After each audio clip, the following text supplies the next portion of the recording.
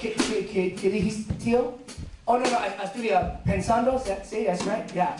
No, pregúntame. I got it.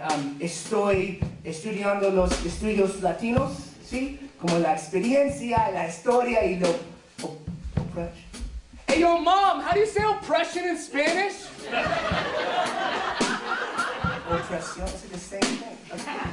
La opresión de latinos en Estados Unidos y por qué están allá en Estados Unidos. Sí, yeah? No, okay, yeah. Estoy estudiando eso porque es parte de mi historia y mi cultura. No, ¿mezcla?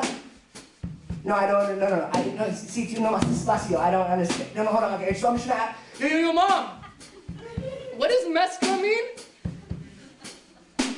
Mama? Hey, Dad. Guys? Thank you. So let's make some noise for Andre Aldana on the drums.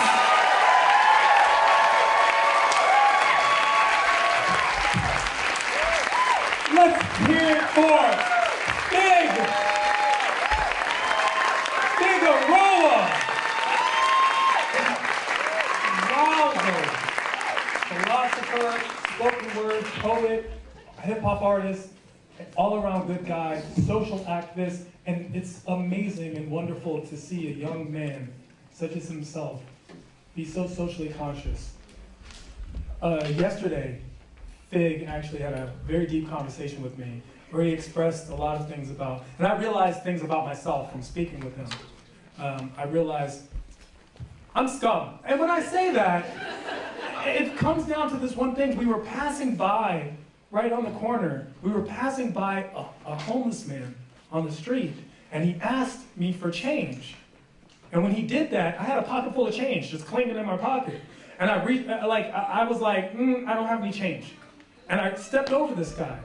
And Fig had a conversation with me where he explained to me that everyone, no matter what their situation, no matter what color of skin, no matter where they came from, is a human being and should be treated as such. I learned that from Fig. So today, on the way here, when I walked by the same homeless man who reached his hand, I was like, may I please have some change? And I had a pocket full of change. This time I reached inside my pocket and I kept the change still so it didn't make sound as I walked over. Because I didn't want, I'm getting better. Baby steps, people. Baby steps. Baby steps. Baby steps, okay? That's where we're at with it.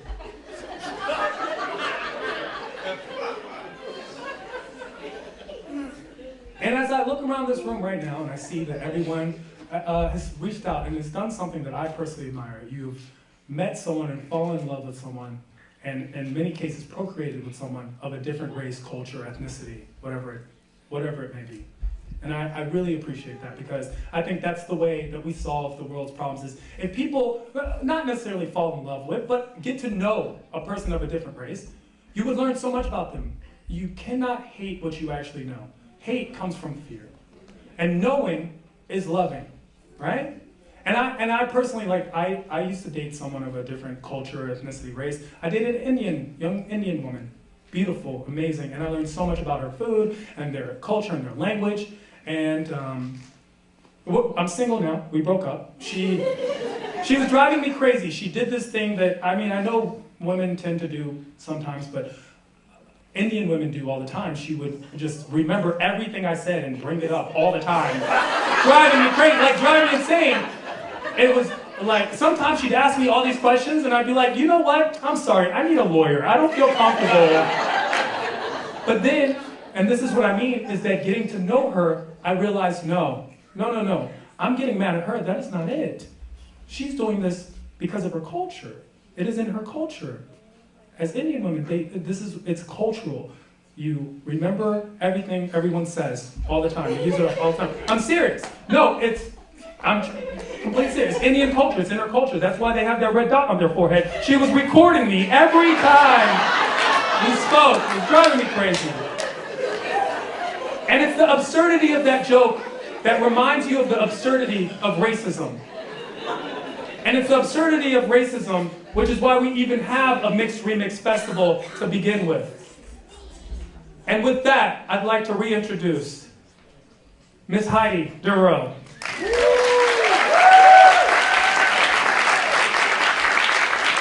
Wow. Thank you, Tehran. Thank you to all of our amazing performers so far tonight. And crazy. We have a full house of mixy and biracial adjacent people here. It's like so exciting. This is the best part of all of this for me, because what I enjoy, obviously, is connecting with all of you here, hearing your stories. But the way we get the word out, and it's not just us, and we're not just a niche community, is bringing our stories to the mainstream. And this is why we started doing the Storytellers Prize, because we wanted to make sure that we honored our heroes, the people who are out there moving and shaking, talking about the mixed experience in the mainstream media, kind of like the Loving film, which is exciting. But tonight we have two really special people that we want to honor because they took a risk and they wrote about something that people just really aren't very knowledgeable about yet. And started a lot of difficult conversations, but mostly it created this beautiful space where young kids could see themselves. There is no way that I could have found a book about a half-black, half-Danish girl when I was growing up. So as an adult, I wrote about an Afro-Viking like myself.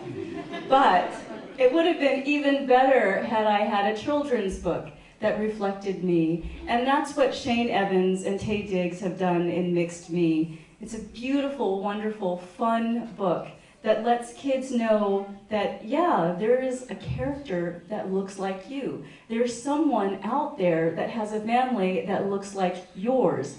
Incredibly empowering in that moment for kids to have that. And so when we learned about Mixed Me, of course, we were excited about it, and we reached out and we thought, these are our guys. These are our heroes who are out there in the mainstream talking about our stories, bringing our stories to all the people. So tonight we're really very incredibly happy to be able to honor two wonderful artists, Shane Evans and Taye Diggs, and I'd like to welcome them to the stage.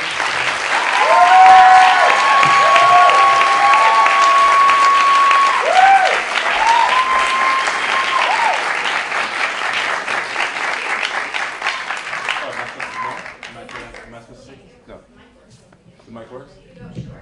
Does the mic work?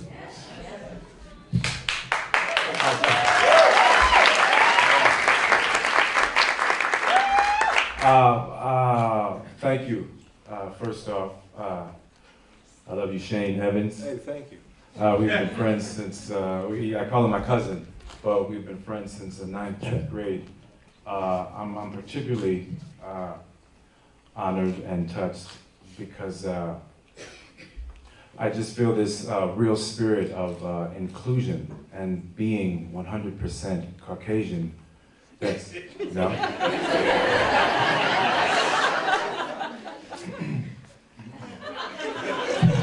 I'm sorry, I thought that was funny. No, this is amazing. This is amazing. We hacked into this. You know, I'll be honest. I wasn't, somebody fighting for rights or trying to get people to believe one thing or another. Shane inspired me to start writing, and then just the twists and turns of our lives led us here. And now to be a part of, I don't even want to say a movement, but just a part of this other life, side of life is amazing. And I encourage everyone to please continue on, teach, be, live, and inspire, because everybody in this room is an inspiration to us. So it's been really great, and I'd like to thank you all.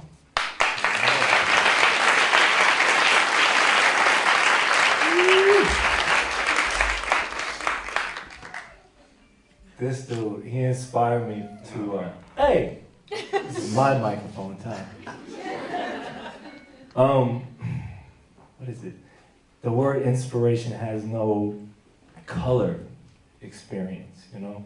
Because when you listen to the word itself, and then, you know, like I'm sure there's so many different languages, but the word itself in English, to inspire, I think when I listen to that word, it means to light up from the inside and then spread that light onto somebody else. And so then from that experience, two human beings, you know, we like meet at some point in time. It's a good thing. You know, you recognize that. There's somebody who's sitting close to you that you may know very well, that you would not have met them if you just took one step different that day, you know what I'm saying? So we met when we were 15, and you know how delicate an age that is. You're like fixing your baggy pants and stuff, and you're getting your afro right in the morning. Like, you know, like my man, what he was doing here, it was just like incredible, you know? Like, I remember getting harassed by the police. I was 13. And, this was interesting. I'm riding this bike in Buffalo, New York, and 13, it must have been like 11:30, and for a 13-year-old out in a city like Buffalo, that's late. And so we get whooped over, and it's me and my friend Gino, and all of a sudden another cop car comes, and it's a detective, because he's dressed in a different uniform, you know, than just a regular clothes uniform. And I was being very polite too, and I said to him, I said, well, we gotta go, like, you know, so is there anything, because it stops us on some bike stuff. I'm like, it's late, you know, we gotta be to where we need to be right now. Can you let us know when? Because we know we're innocent. And the dude said, I can take you and just handcuff you to this pole right now and leave you here all night.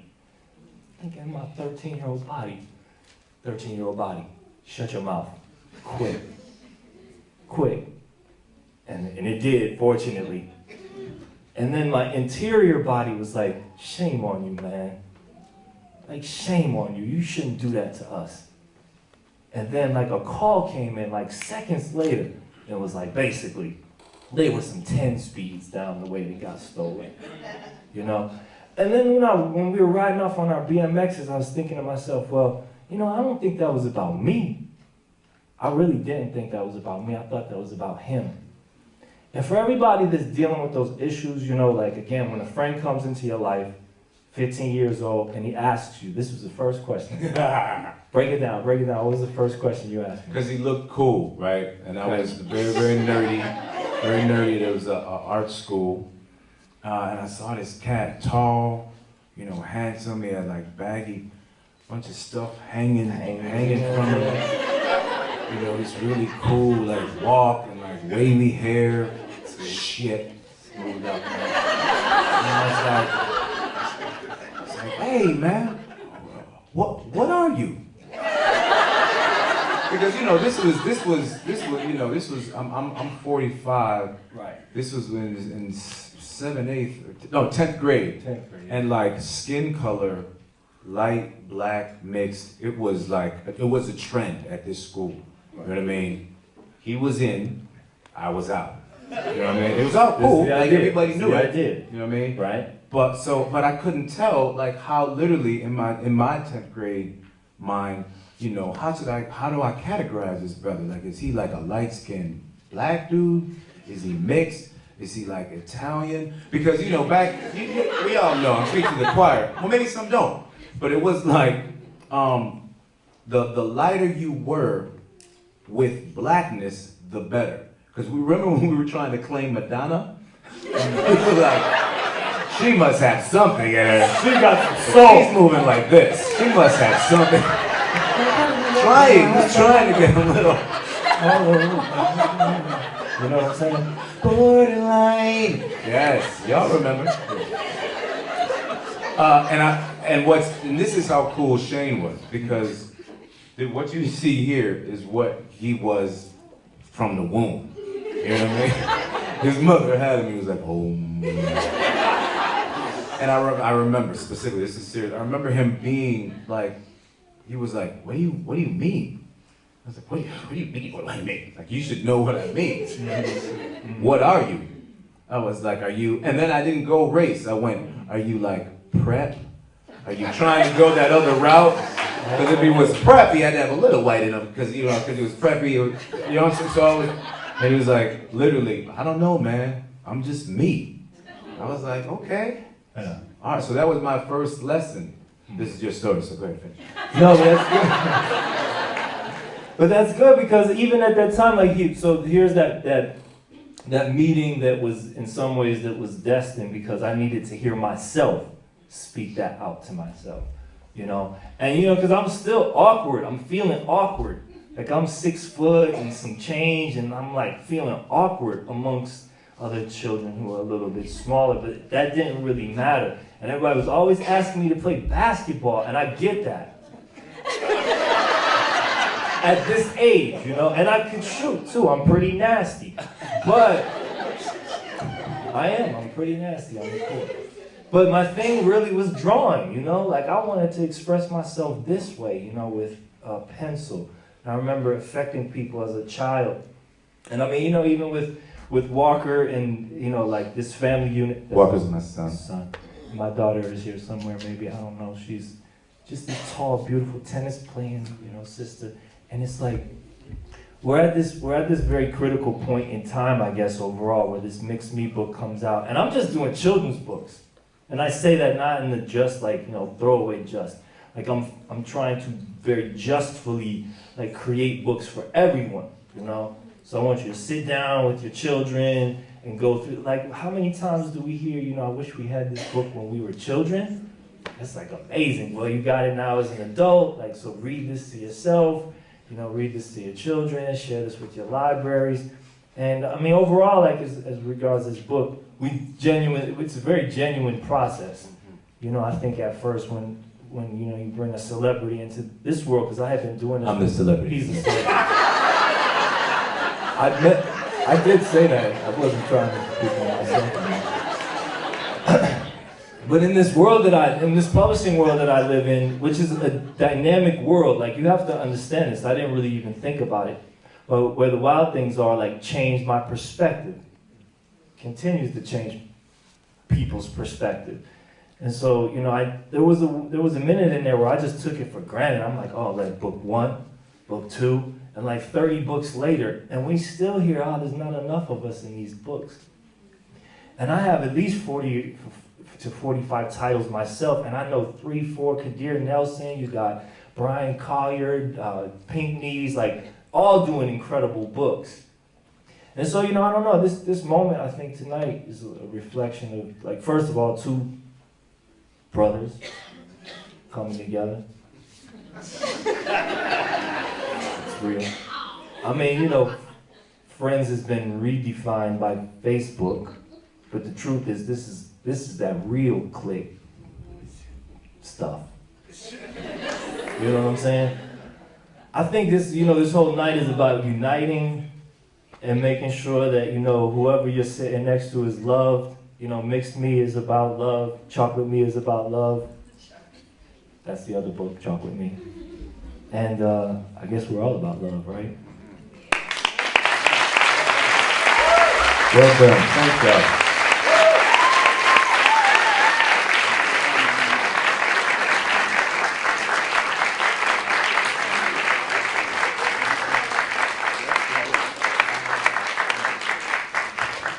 Ladies and gentlemen, Mr. Shane Evans and Tay Diggs.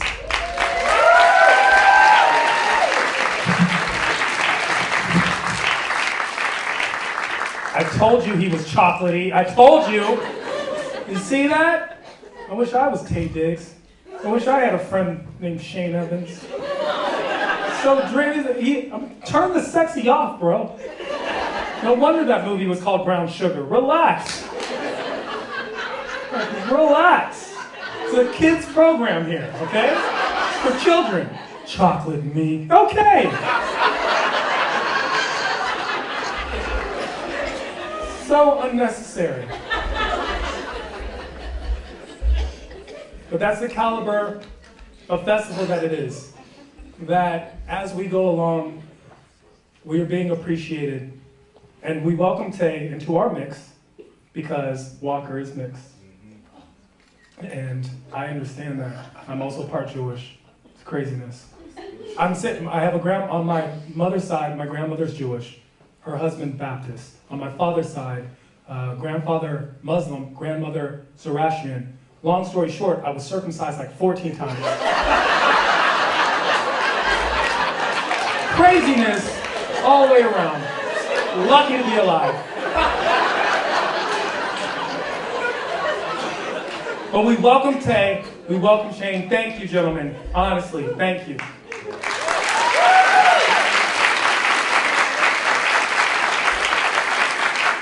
Now our last performer, and when I say last, I definitely mean not least.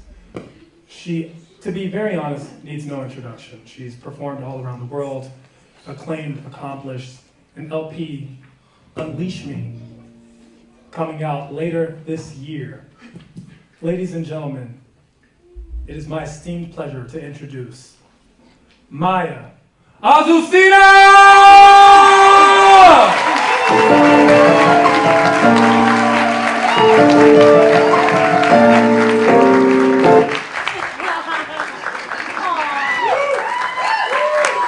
I like that walk-on music. Thank you, Kevin.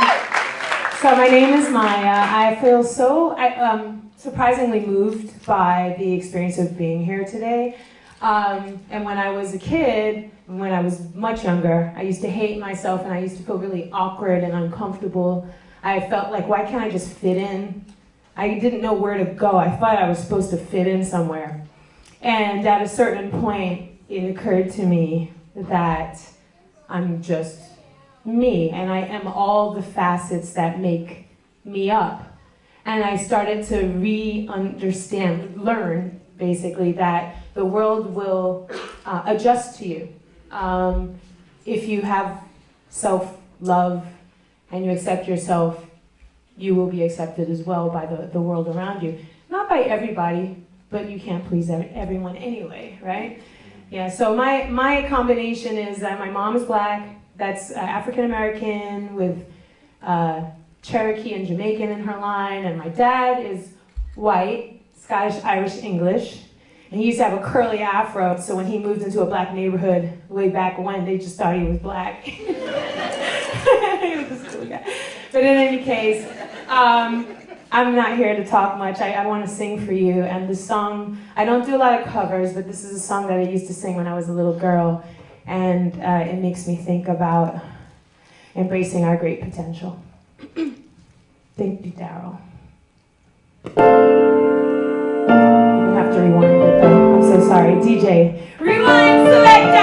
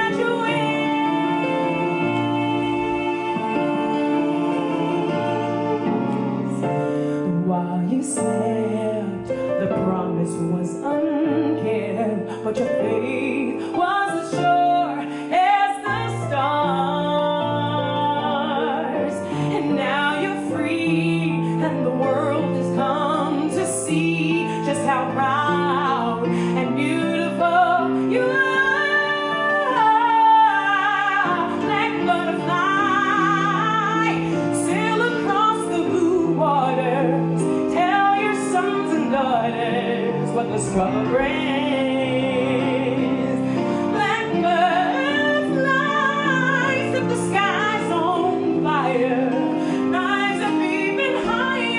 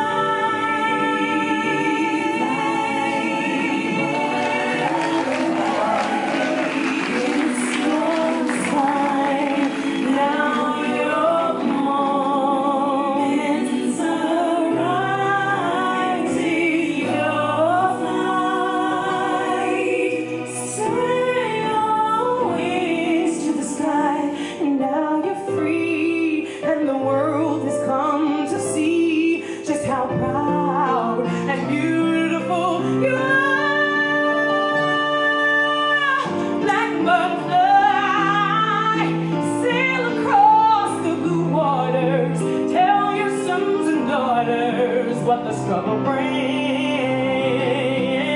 Like butterflies, got the sky, set 'em on fire.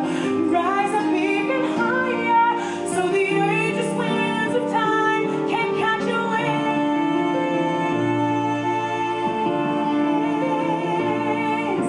Ooh, oh, yeah,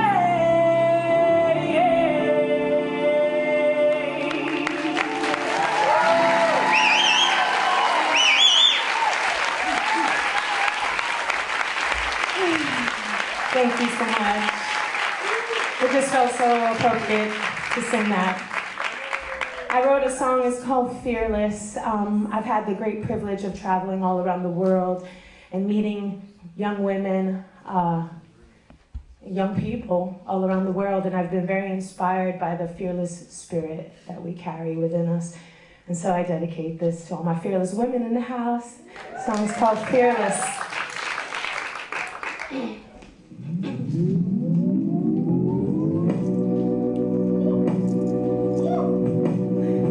I'm fearless, whoa, and you may not believe it till you see it, whoa, I've got the warrior spirit,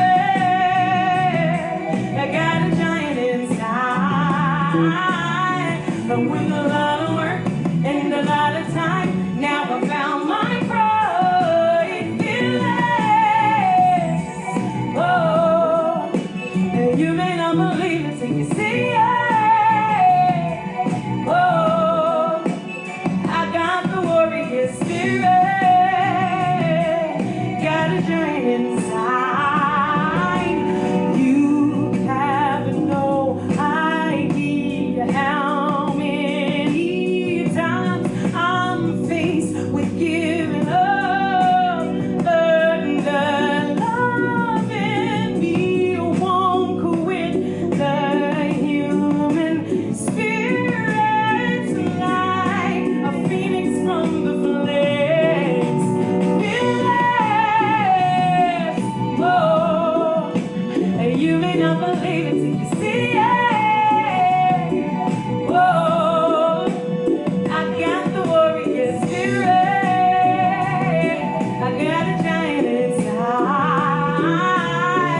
with a lot of work and a lot of time, now I found my pride. Fearless, it is the action of peace, confidence uninterrupted by doubt. It is walking boldly despite your shortcomings because you've owned them. It is loving yourself enough to accept failure. It's just another rainy day and keep it moving. Fearless, it is not the absence of fear, it is courage in its face. See, I am you, you're me, sister. I hope my songs give you strength. Your soul's a show, you're the star. You just keep being who you are. Oh, relax. Whoa, you may not believe it till you see it. Whoa, I got the warrior spirit, got a giant inside, and with a lot of work and a lot of time, now I found my pride. Fearless, so whoa, you may not believe it till you see it, see it, see it. I got the warrior spirit, got a giant inside, and with a lot of work and a lot of time, now I found my pride. Fearless.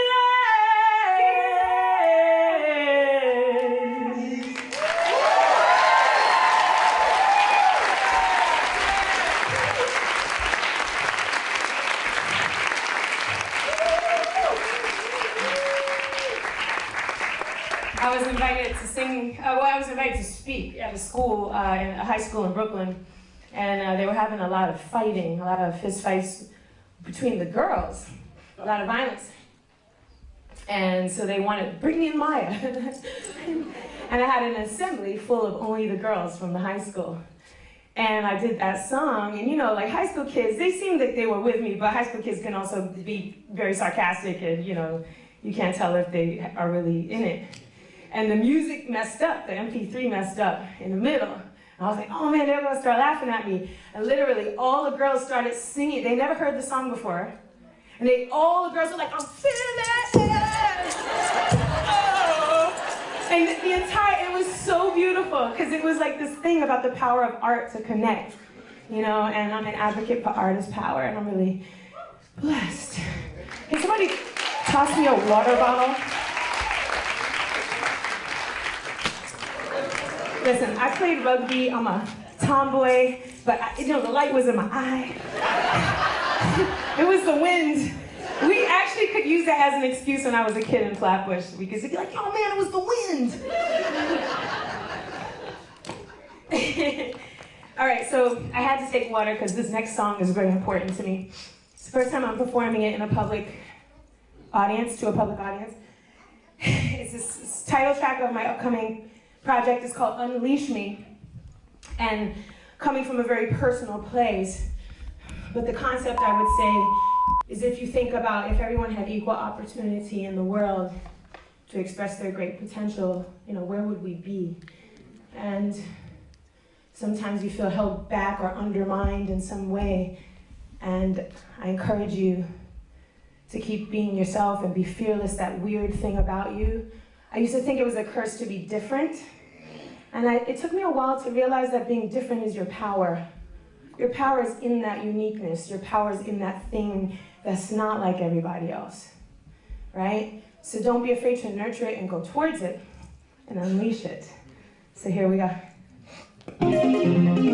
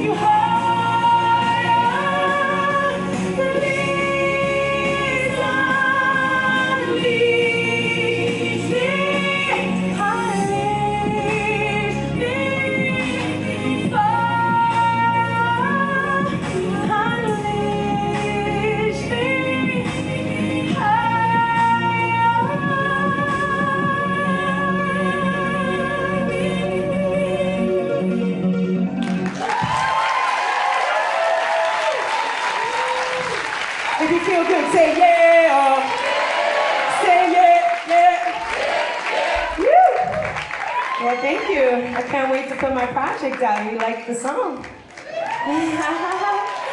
Here's another song off of my new project. Oh, and that's water. It's good for you. Water is good. You must hydrate. All right, so this next song is more of a party track because I know you're just dying to dance in your seats or even in the aisles. What? So it's actually a humorous take on betrayal. So it wasn't funny at all. But you know, shit happens, life happens. So, okay, so you ever break up with somebody, right? And you used to have a favorite song, and now every time your favorite song comes on, it reminds you of this fool, right? So it's like they messed up your favorite song, right? So I have a song, well, actually there's a singer named Anthony Hamilton who I think is an amazing, his voice is just like, just keep singing, just keep going. And I know he's short too, man. I wrote a song called Favorite Song about, you know, how the ex kind of messed up my favorite song, and it's so hard for me to listen to Anthony Hamilton. Aww. But you're gonna dance to it, so watch, check this out. DJ.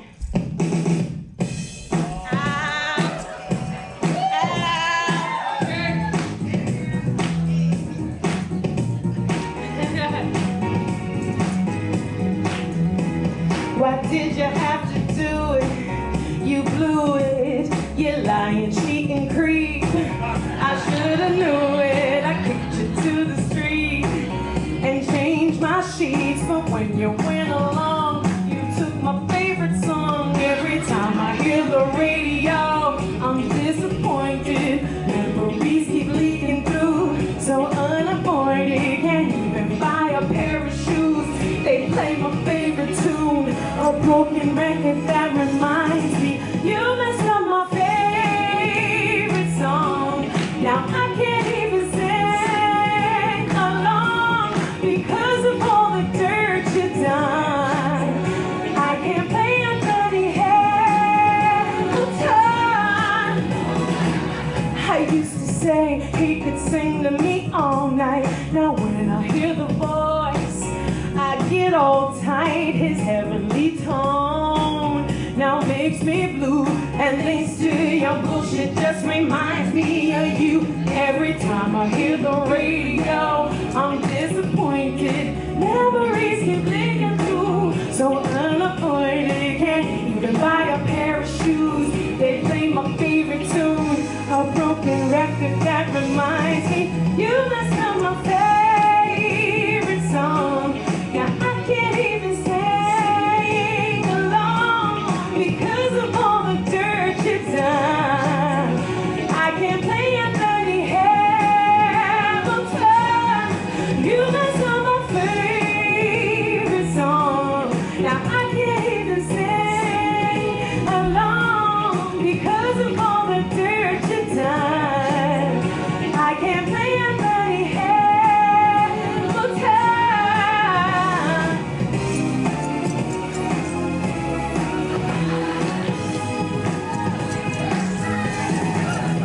Used to be my favorite song.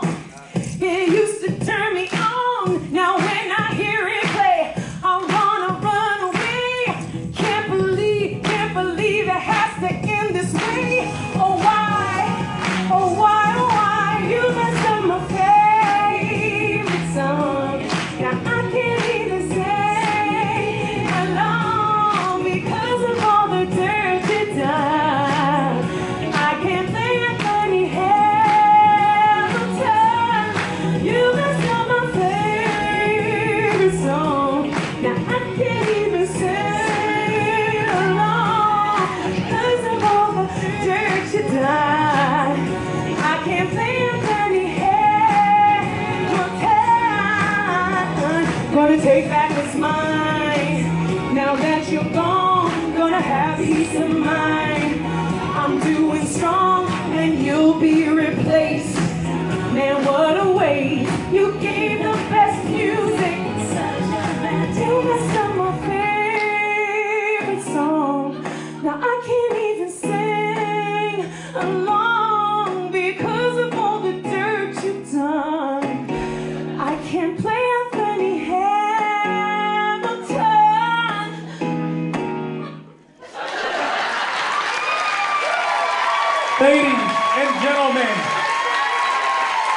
Miss Maya Agustina! Wow! Who needs lemonade, right?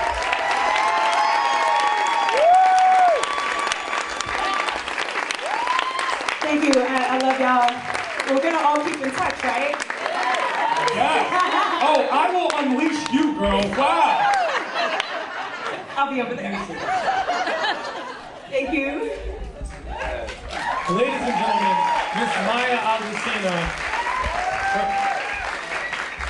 titled LP Unleash Me, coming out later this fall. Now, we have come to the end of our program. I know, I'm sad. I'm sad. I'm gonna do the Maya thing and cry. I do want to thank each and every one of you guys for being here today. And I hope that this program only grows as it has in the years past, until this is something where everyone and everywhere will know about this, something we can take and travel, because this is not just specific here. This is something that's going on worldwide. People are increasingly being created as we speak, like right now, to that song right there. I would, of course, like to thank Mr. Tay Diggs. Tay, you said you're 45 years old? Okay, black really don't crack. Wow, that's crazy. I hope half black don't crack either, but thank you. Shane, Mr. Shane Evans, thank you so much. Mix Me. Pick up a copy if you want. We have them on the table outside. It's not like Tay needs the money, trust me. But we need the images to show each and every one of us, this new generation, there are people like us and stories that are being told. And maybe one day we grow up and tell a story of our own. Because that's what the Mixed Remix Festival is really about. These stories must be told. Now, you guys each have a program, so you know our sponsors: Mixed Chicks, Focus Features, Home Advisors, Japanese American National Museum, who housed us. I would like you to please utilize the stands outside. Without these sponsors, this could not go on. And without each one of you, as Heidi said, we're not allowed to ask for donations. But this isn't free. Let's be real. Let's be honest. So if you feel compelled in your heart to donate, just know that donations is a form of reparations and giving back to this community, which we have built. I made that sound so much more eloquent. I hope you're all judged by the content of your character and not the color of your skin. I too have dreams, ladies and gentlemen. I'd like to thank all the people who have made this possible. Jerry and Darnell, who have been in the sound booth this whole time. Raimi Cornell, who's been our mother backstage. Jenny, Tiana, Lance, all the volunteers that made this possible.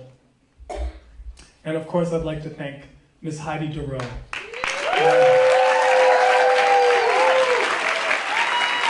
Without her vision, her motivation, and a lot of her own money, a lot of this wouldn't happen. And of course, I've already done this once, but I want to thank the most important element to this. Of course, we had performers. We had Kayla Briette, we had Fig, we had Luchelli, we had Maya Azucena. But I'd like to thank the most important element. And that was me. Guys, without me,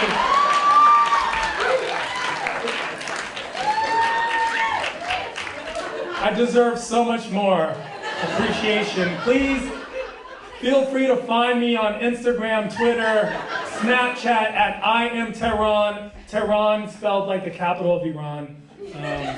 That is what I've been named for, as if my life wasn't difficult enough. If you don't know how to spell Tehran, please watch CNN. The night here is over, but yet it has just begun because we have a reception outside. We have an amazing high school band that will be playing in the background. The Cheese Cats, they are phenomenal. We also, I didn't name them. We're also doing an after party at Far Bar, so feel free to go to Far Bar, which is not as far as it sounds. There will be 10% off of food and drink when you get there. Just let them know that you were here. And in fact, I ask each and every one of you to let everyone know that you were here. Hashtag Mixed Remix. Go on social media, spread the word, because honestly, without each and every one of you, none of this would be possible. You didn't have to be here. You could have been anywhere in the world, but you chose to be with us. We thank you from the bottom of our hearts. Thank you, ladies and gentlemen. Good night, good morning. Norman, you're the man. I'm not even allowed to play instruments at my own house. This is craziness to me right now. Ladies and gentlemen, I would like to welcome each and every one of you to this year's Steph Curry's family reunion. Thank you for being here. Thank you for being here. I love it. It's the Mixed Remix Festival. Yeah, I love the only place on the planet where I will never be asked, what are you? How great is this? And we're surrounded by so much talent. Maya's in the house. Wonderful voice. If you haven't heard her, you'll get to hear her tonight. Tay Diggs is in the house. Tay Diggs. Yeah, I was like, look, all the girls are like, woo! And all the guys are like, psh. And I was like one of those guys. I was one of those guys. I was like, psh, Tay Diggs and all that. And then I met him in his chocolate skin and his amazing smile, and I tingled. And I was like confused. And it speaks to you with kindness. And I'm like, oh, Tay Diggs, hi. Hi, Tay. Oh, Tay, yes. Now I have to talk to my dad later. I don't understand. Shane's in the house. Shane, if you guys don't know, is an artist with both style and expression. If you haven't received a copy of Mixed Me, you should go pick it up. And we're surrounded by so many beautiful people in here, beautiful on the outside as well as the inside. And when I say that, it's because there's a lot of beautiful young women here, and I graduated from law school and have a credit score of 840, so whatever. Single. I'm just letting you know. I will be the host for tonight. My name is Tehran. It is a pleasure and honor to be here amongst my peers, community. And when I say community, I mean communication plus unity, and that's what the Mixed Remix Festival is all about. And even though no one here would ever think to ask, what are you? I will preemptively let you all know that I'm actually half Persian, half black. Which, before you applaud, let's be honest, in today's American climate, half Persian, half black basically means half nigga, half terrorist. And carjack, hijack, I'm capable of anything. Like, I would never make it out of a Trump rally alive, let's be honest. Let's be honest. And it's unfortunate that we see so much hate in the world today. It's so unfortunate. That's why I'm so grateful to be surrounded by so much love in each and every one of you. Because the world has so much hate in it. I'm afraid of things now. I'm afraid of getting pulled over. Getting pulled over is like a whole ordeal. Like, sir, you're full white. You probably just high-five the cop and drive away. Hey, Bob. Hey, Tom. And you're good. That's not how it's like for me.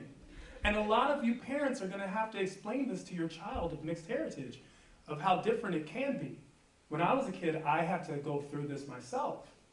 And as a grown-up, I've learned what to do. When I get pulled over, this is me in the car now. Whoop, whoop, whoop. This is me in the car. Whoop, whoop.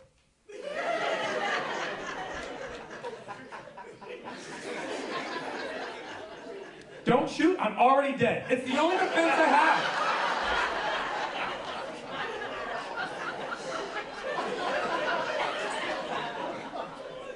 I've become the spokesperson in my family for the opposite race. All my Persian cousins are constantly asking me, they're always asking me to teach them how to Dougie. I don't know how to do that.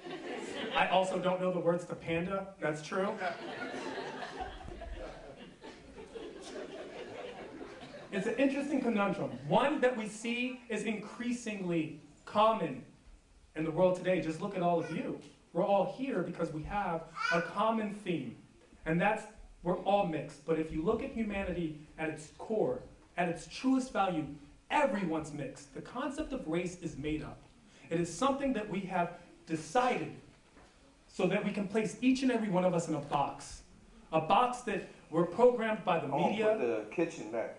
Right back here. Richard, stop this. That's because I talked about the box. That was scary. That could have been Homeland Security. I was kidding about the half Persian thing. I'm kidding. Ha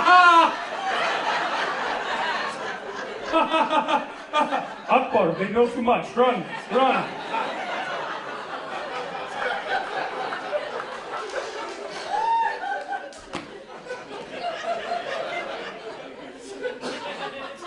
But I was speaking about love. I was speaking about love, and I'm grateful to see each and every one of you are so full of love. Because as we know, hate is prevalent in the world today. And it's very unfortunate. I see the tragedies that are bestowing upon our civilization, this country, a foundation, a country that is supposed to be a melting pot.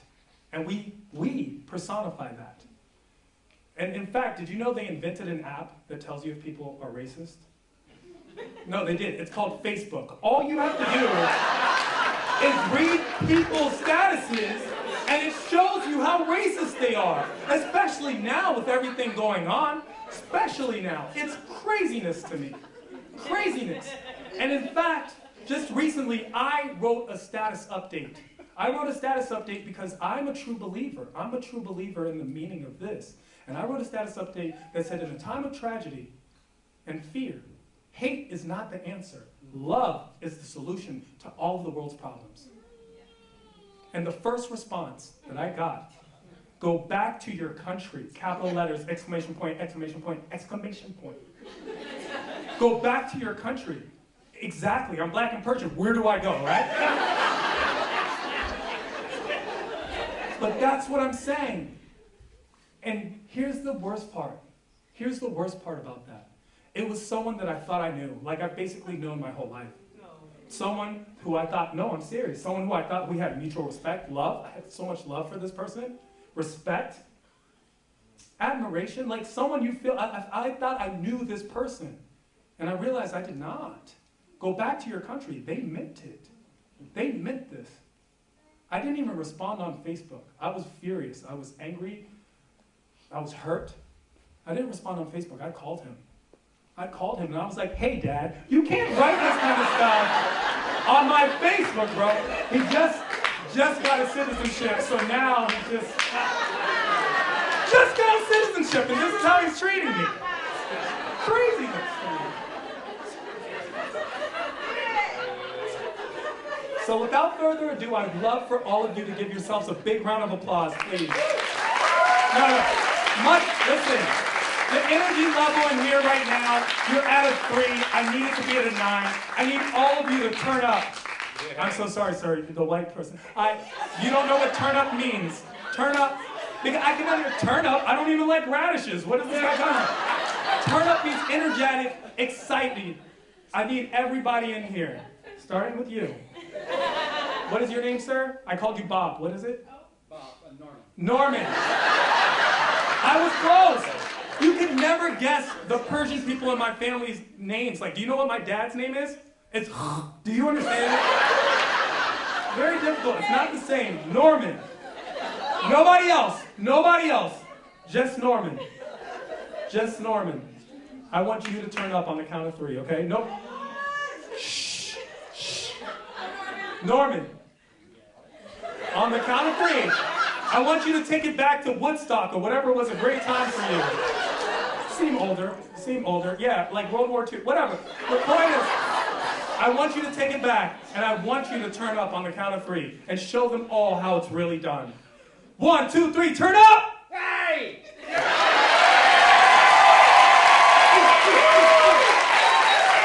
And that's the kind of energy I want all night long from each and every one of you. 1, 2, 3, turn up! And please keep your applause going for all the volunteers, for Jenny, for Rance, Rainy, who's been the mother to us all, Tiana. everyone who's worked so hard to put this together. And I'd like to thank the Japanese National American Museum for housing us. And I would like to introduce the mother to us all. She's a writer. Yes, she's written before. New York Times bestseller, not a big thing, whatever. The Girl Who Fell from the Sky. And interesting enough, it actually is a perfect adjective to describe her, because sometimes when I speak to her, I feel like she's an angel herself. Stanford, Columbia, Yale Law. Yeah, that's what I said. Calm down, buddy. She's the creator and executive producer of this festival. Ladies and gentlemen, Miss Heidi Dub!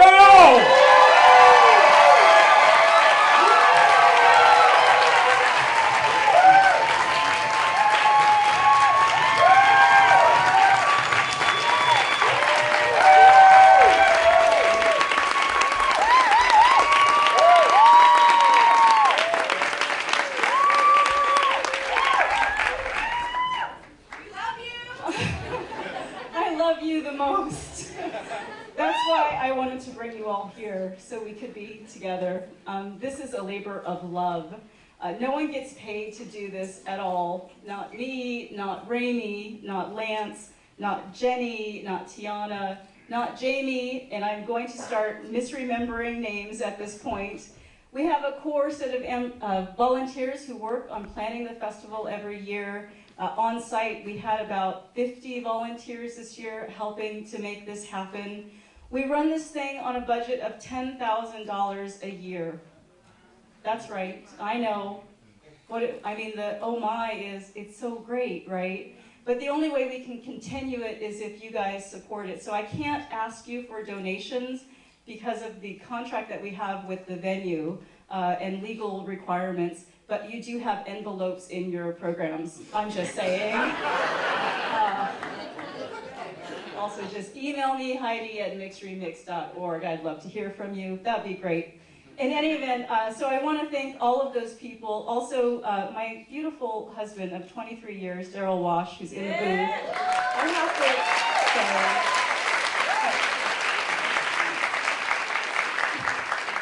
say, he's so embarrassed, but he's my personal superhero, and I love him to death, and so I wouldn't be able to do this also without his support. I have to continue with thank yous, and we have a very important thank you to our sponsors. This year we had a silver sponsor in Mixed Chicks. Hello, curly hair people. Yes, thank you, Mixed Chicks. They have been so supportive of the festival, not just in terms of dollars, but also creating community around the issues that are important to us. We want to say thank you to our sponsor, emerging sponsor, Home Advisor. We have several other sponsors I am supposed to thank, but I don't want to go on too long here. So they know who they are, and they're in our program: Algonquin Books, Zevia, Pitfire, Artisan Pizza, etc., etc.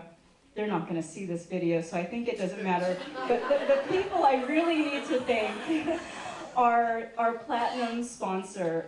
Focus Features came in yesterday, and they wanted to be a part of this, and they are our platinum sponsors this year, and it's really exciting because they are putting out a film in November called Loving, which is based on the lives of Richard and Mildred Loving, who actually took their case to court and then created the Loving v. Virginia decision.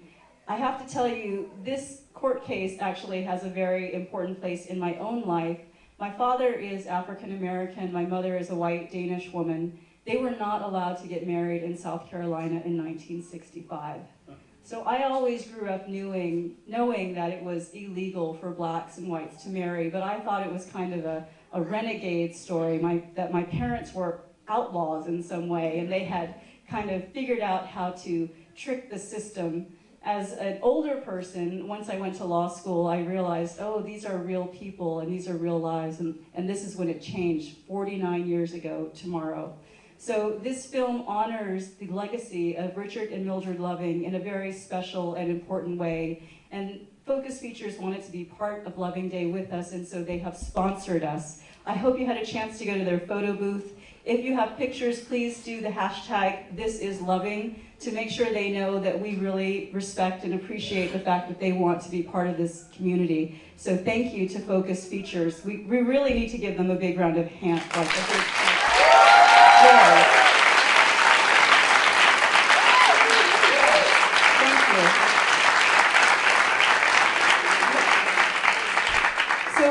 Really excited because you guys, we get to show a clip of the film for you.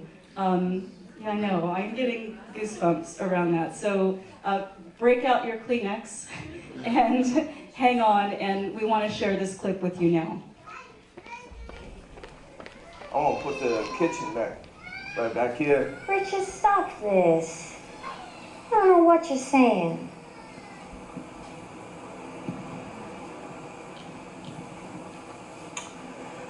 I bought it. This whole acre.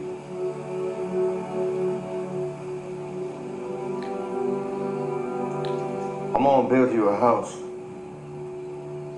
Right here.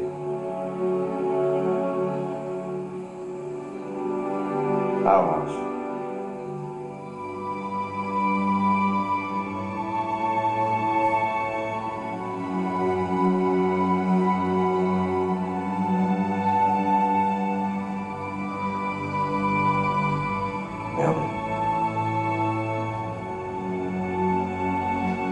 Yes?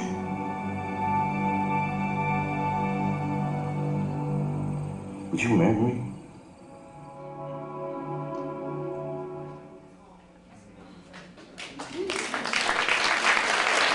Wow.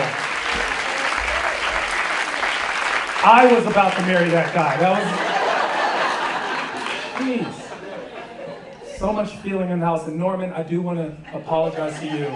I hope you didn't feel singled out. In fact, that's one thing about the mixed remixes that is about inclusivity. I want you to feel included. Okay? I make fun of everyone. And I'd love to hear your story. In fact, that's the theme, is I am a story. We all have stories to tell. We're all storytellers by nature. That's the nature of man. As storytellers, we tell so many stories that even at night when we fall asleep, our brains continue to tell stories in dreams, dreams that we tell. And so it's an honor to have so many storytellers in this building right now. And I'd like to introduce a storyteller amongst us, a storyteller whose stories have filled auditoriums and stages around the world, a storyteller who goes by one name, right? And not often do we have people who only have one name. There's like Madonna, Cher, Drake, who should be here.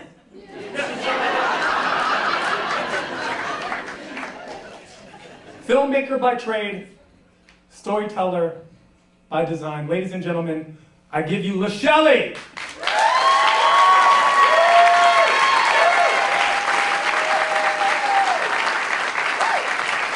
And only just LaShelly, because my last name's impossible. You don't want to hear that as well. Like, LaShelly is quite enough, thank you.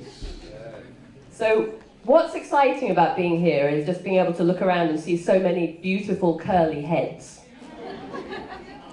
And mixed people know that when you've got black blood in you, your hair comes out on a spectrum.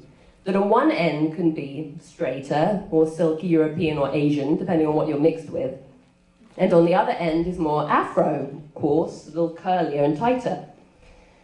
Now, any part of that spectrum would be amazing from where I'm standing, because I came out with the worst of both worlds. My hair is fine, fly away, and thin like my English mother's. I literally have one hair follicle to everyone else's 100. And I have the curls of my Afro-Trinidadian father, but my hair is so dry, I'm like the Pink Panther when he's come out of the hairdryer. Like, if I didn't have any conditioner in my hair right now, it would just be... Now, I grew up in an era where there wasn't a mixed section of hair products in Target, and I grew up in the south of England where there basically weren't any people of colour, and so there weren't any products for black people's hair. And my mother, who was a single parent, had no idea what to do with my hair.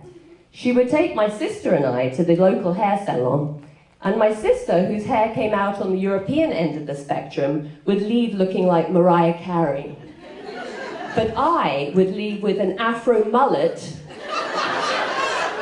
looking like Lionel Richie's.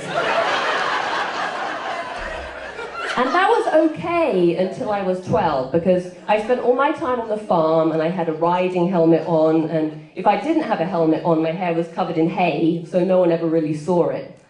But when I hit puberty, my mum said, look, I can't let my daughter continue to look like a boy indefinitely, I have to do something.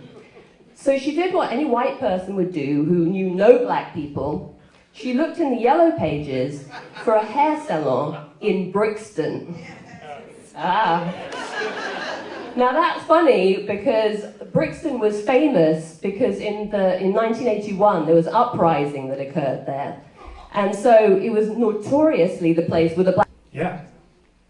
Like, what did she think I was gonna do at 27,000 feet? Grab her purse, go to the exit sign, kick up the door, woo! $27 in a Macy's credit card? No. Why? Wouldn't she realize I'd wait till we land before I stole her purse? It totally makes more sense. Each of us go through different experiences. We go through ladies and gentlemen, you may know him as Andrew J. Figueroa, but in these streets, we know him as Fig.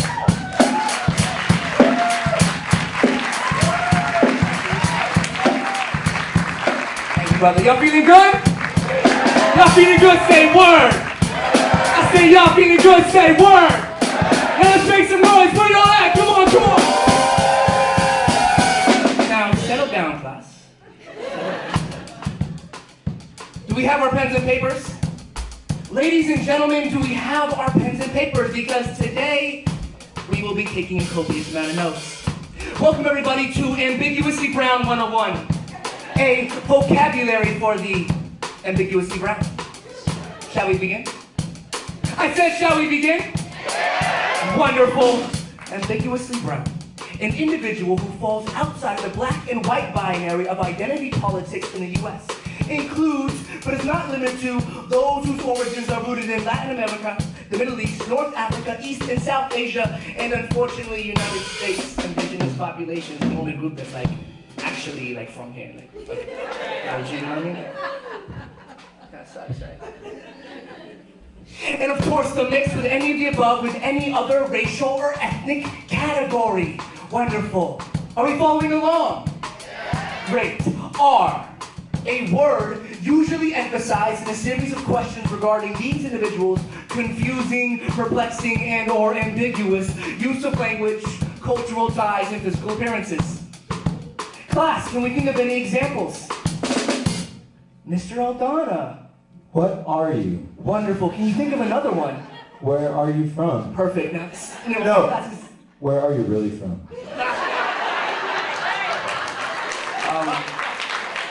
Thank you, Andre. As you can see, people tend to get very creative with other ways of asking this same question. Andre? What kind of blood do you have? What kind of blood? I don't know. No. What language do you people speak?